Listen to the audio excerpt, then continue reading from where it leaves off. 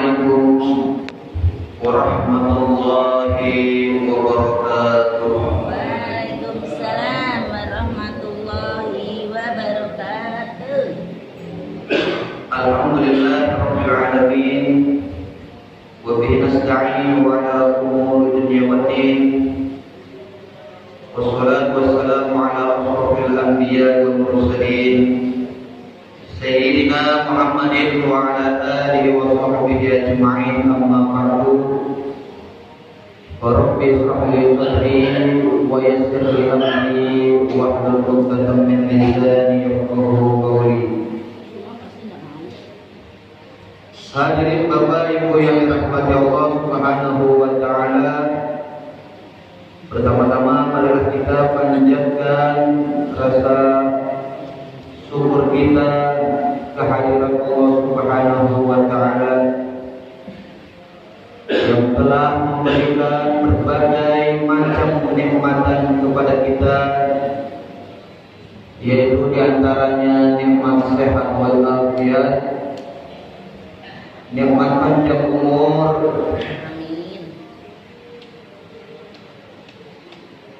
dan yang paling utama adalah nikmat iman dan Islam. Salawat serta salam mari kita limpah curahkan kepada junjungan Nabi besar kita Nabi Muhammad sallallahu alaihi wasallam beserta para keluarga dan sahabatnya. Mudah-mudahan kita semua telah mendapatkan syafaatul uzma di yaumil kiamat nanti. Amin ya rabbal alamin.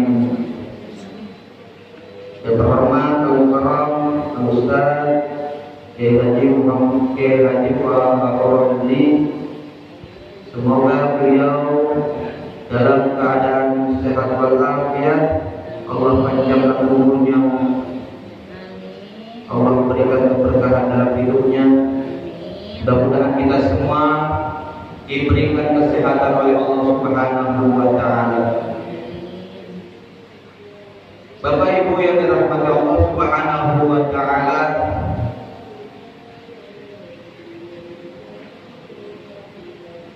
sebentar lagi kita akan memasuki bulan yang namanya bulan yang mulia, yaitu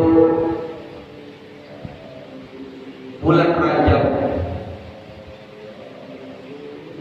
Allah Subhanahu wa taala berfirman dalam Quran surat Al-Isra ayat 1, di mana Allah Subhanahu wa taala berfirman, a'udzu billahi minasyaitonir rajim, bismillahirrahmanirrahim.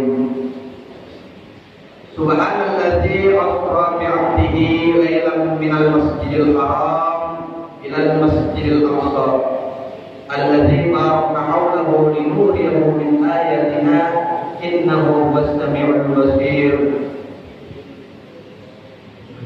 Yang artinya bahwa Allah Subhanahu wa taala memperjalankan Nabi kita Muhammad sallallahu alaihi wasallam peristiwa Isra wal Mi'raj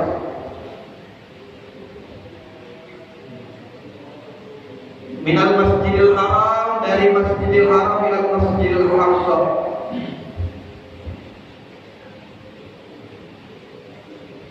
Rasulullah sallallahu alaihi wasallam bersabda, Lailatul usriya bi ila samai awsani rabbi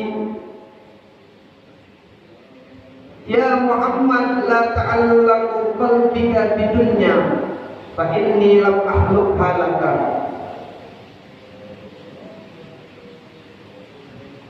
Waj'al mahabbataka li fa inna masiratu ilayya wajtahid fi talabil jannah kun aysam minal khalqi fa inna laysati aydiyahum sayun wa dum ala ta'addi fa inna nasratan qiyamil lail.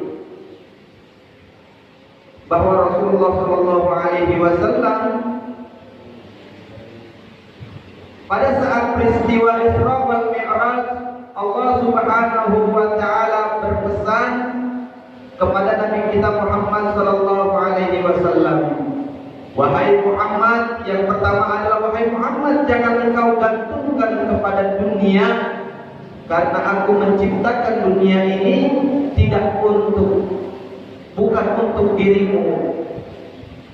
Jangan engkau gantungkan dunia, karena dunia sesungguhnya bukan untuk dirimu.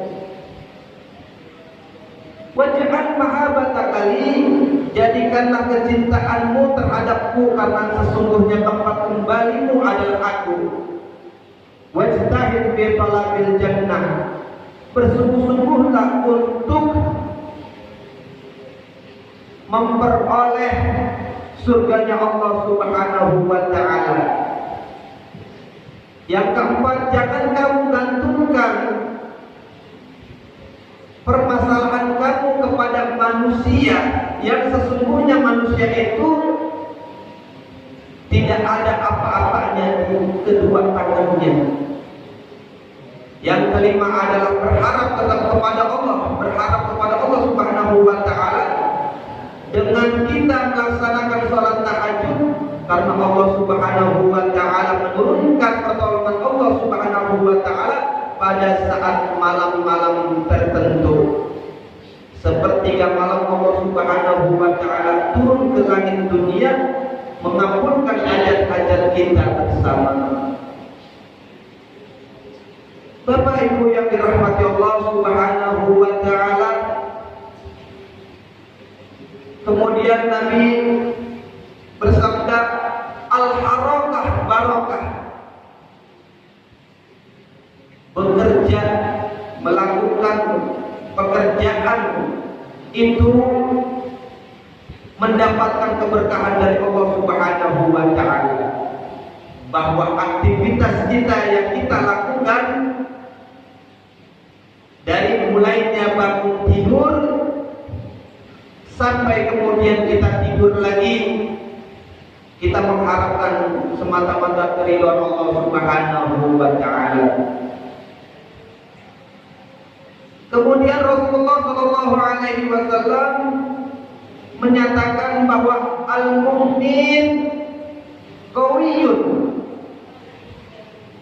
ahabbul mu'min dhaifin,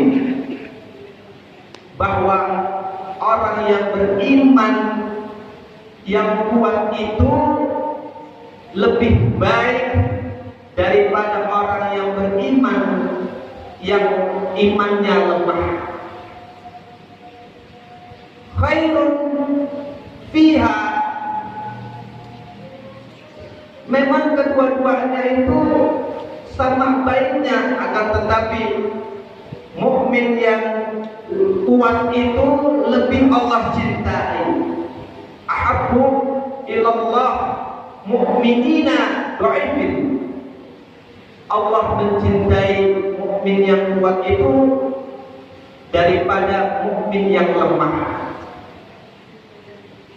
Ihris ala ma yanfa'uka, bahwa kamu harus menyenangi apa yang kamu kerjakan.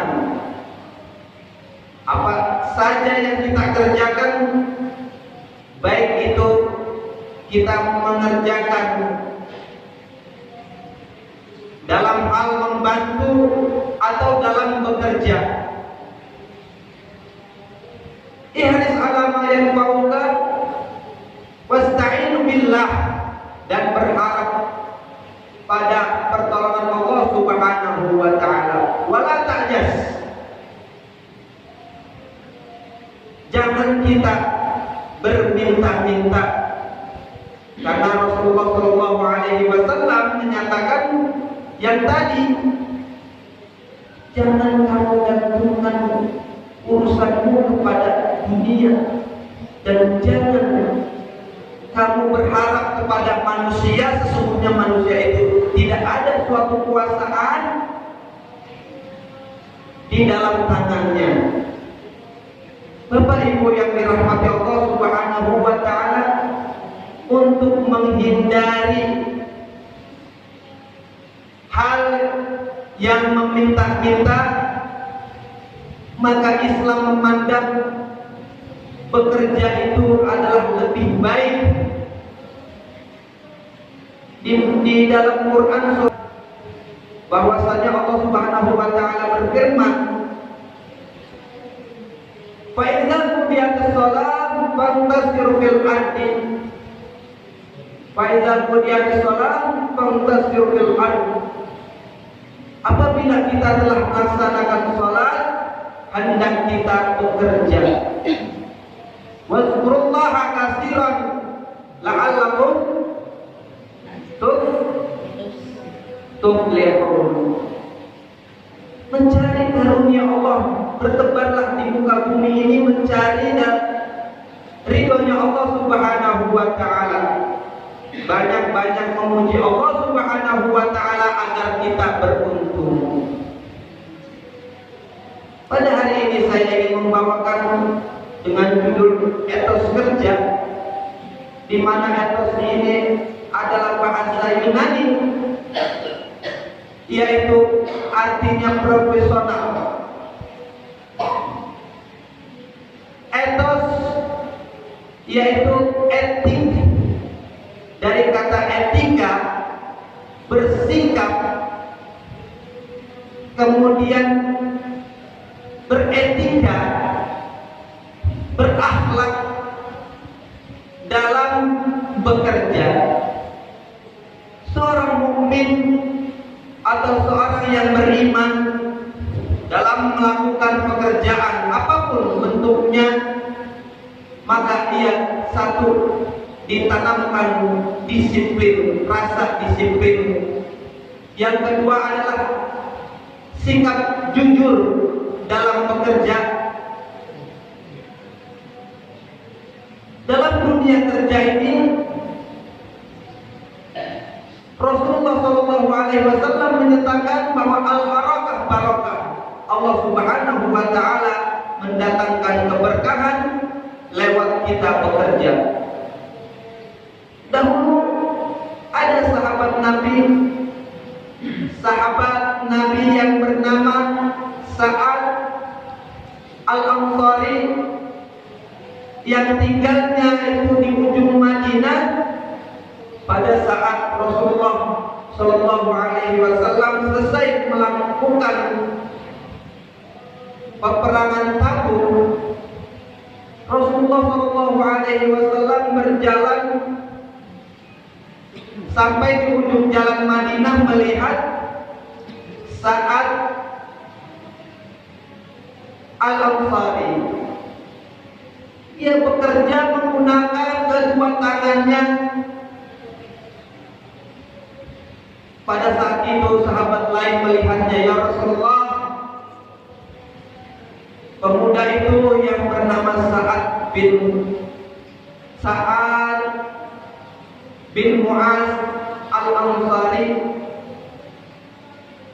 apakah dia termasuk orang yang berjihad di jalan Allah Subhanahu wa taala?" Sahabat yang lain bertanya sambil mengikuti Rasulullah SAW di belakangnya. Kemudian sampailah di hadapan Sa'ad Al-Ansari. Nabi tidak pernah mencium tangan seseorang penguasa atau seorang ketua kabilah-kabilah. Nabi tidak pernah mencium tangan seorang pembesar-pembesar kabilah pada saat itu. Nabi Shallallahu Alaihi Wasallam mencium tangan Fatimah anaknya dan Sa'ad bin Mu'az Al-Ansari. Itu Nabi mencium tangannya sampai menggambarkan tangannya saat itu. Tangan Sa'ad pada saat itu memiliki tangan yang kapalan, tangannya kasar sekali. Itu dicium tangannya. Nabi Shallallahu Alaihi Wasallam seraya bersabda, "Hadza yadun la tamassa nar abadan." Ini tangannya niscaya nanti tidak akan disentuh api neraka. Sambil mencium tangan Sa'ad, Mu'adz Al-Ansari. Nabi mencium tangan beliau. Yang Nabi tidak pernah mencium tangan para pembesar kabilah, tapi Nabi mencium tangan seraya memegang dan menciumnya, seraya berkata bahwa tangan ini tidak akan tersentuh api neraka. Bapak Ibu yang dirahmati Allah Subhanahu wa taala, oleh karenanya bahwa Allah menyediakan rezekinya lewat tangan kita, tangan atau bekal yang Allah berikan, baik itu kedua tangan kita, kaki kita, itu Allah sudah sediakan bekal. Kemudian untuk rezeki Allah Subhanahu wa taala, maka kita harus bertebaran di muka bumi ini. Bapak Ibu yang dirahmati Allah Subhanahu wa taala, Rasulullah sallallahu alaihi wasallam bersabda,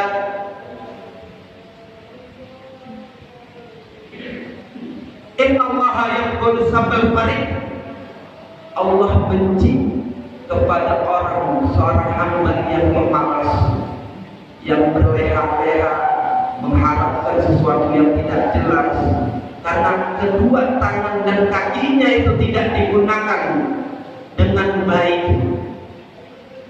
Apapun yang kita butuhkan lewat doa saja tidak cukup, Bapak Ibu sekalian. Apa yang kita butuhkan lewat doa saja tidak cukup, Bapak Ibu sekalian. Hakul insan bil ikhtiyar, hakullah bil iradah. Bahwa manusia itu haknya adalah ikhtiar, dan Allah Subhanahu wa taala yang memberikan iradahnya Allah Subhanahu wa taala. Ketentuan Allah Subhanahu wa taala, apa yang Allah minta akan, apa yang hambanya minta akan Allah kabulkan lewat modal tadi yang Allah berikan kepada kita. Modal ini kita gunakan dengan baik dan benar. Bapak Ibu yang dirahmati Allah Subhanahu wa taala, dahulu ada kedua imam. Yang satu Imam Maliki yang mempunyai murid yaitu Imam Syafi'i. Beliau berdua ini antara hubungannya antara guru dengan murid berpendapat bahwa gurunya ini yaitu Imam Maliki menganggap rizki Allah turun kepada seorang hamba dengan kita cukup kita bertawakal, berpasrah diri.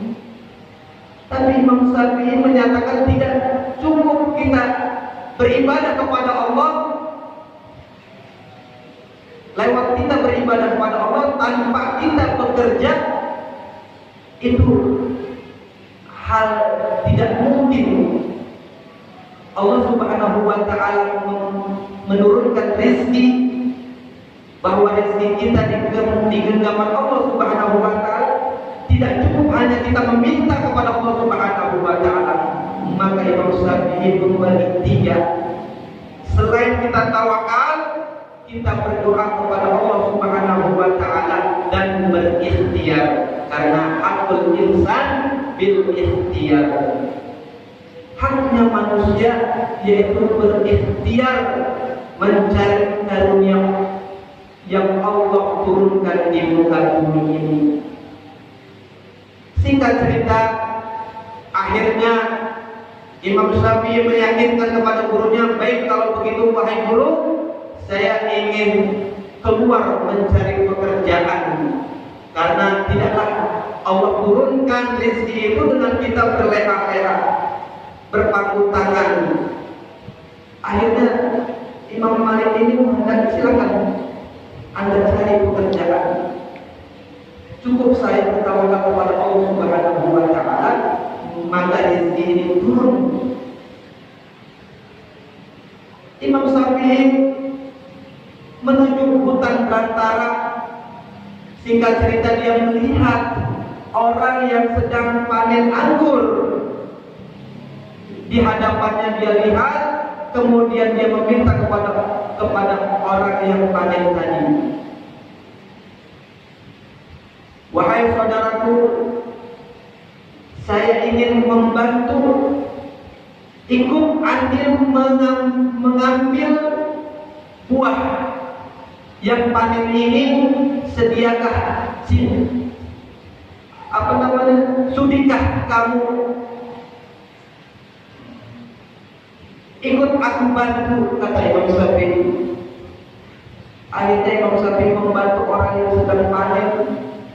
Kemudian dikumpulkannya anggur. Kemudian setelah selesai membantu orang yang panen ini, Imam Syafi'i mendapatkan upah daripada membantu orang, atau daripada bekerja membantu orang yang panen. Kemudian dengan bangga hati ingin rasanya hasil panen tersebut diberikannya kepada gurunya, dengan niat ingin membuktikan bahwa rezeki yang Allah berikan berupa anggur adalah hasil daripada ia bekerja. Berjalan menemui gurunya Imam Maliki, sampai di masjid, Imam Syafi'i memberikan anggur. Sebelum Imam Syafi'i berkata bahwa inilah hasil daripada saya bekerja, Imam Maliki mengatakan bahwa dari tadi saya ingin anggur, maka saya meminta kepada Allah untuk dapatkan anggur. Akhirnya kamu datang. Peristiwa ini antara guru dengan murid, bahwa Imam Maliki menginginkan anggur, dia meminta kepada Allah agar segera turun anggur. Imam Syafi'i datang membawa anggur. Bapak Ibu yang dirahmati Allah Subhanahu wa taala, oleh karenanya kita harus mendapatkan rezeki dari Allah Subhanahu wa taala, dari apa yang Allah bekalkan kepada kita, maka kedua tangan dan kaki kita pergunakan dengan baik. Apapun pekerjaannya, selama itu halal, maka carilah pekerjaan itu. Jangan sampai kita meminta-minta. Ihris ala ma yanfa'uka wa la ta'jas. Cari pekerjaan yang kamu senangi dan janganlah kamu berminta-minta. Man asbaha minkum fi jasadihi aminan fi sirbihi indahu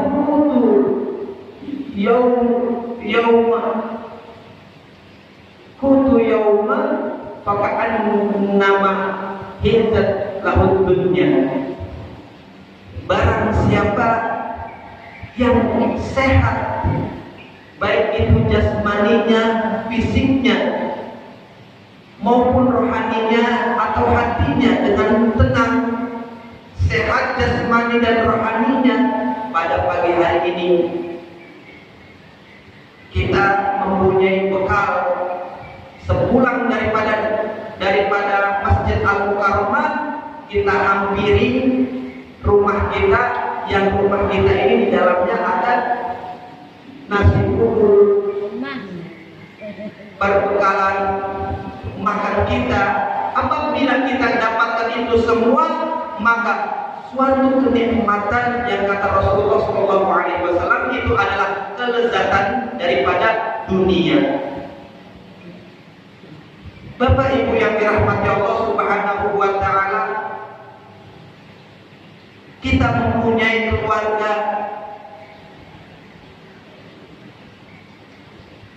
bahwa kita seorang laki-laki harus memberikan nafkah kepada istri kita, baik itu istri kita maupun anak kita yang kita harus nafkahkan. Maka kita cari rezeki Allah Subhanahu wa Ta'ala dengan kita bekerja. Mungkin ini yang dapat saya sampaikan pada hari ini. Mudah-mudahan sedikitnya bermanfaat untuk kita jalani dalam kehidupan sehari-hari.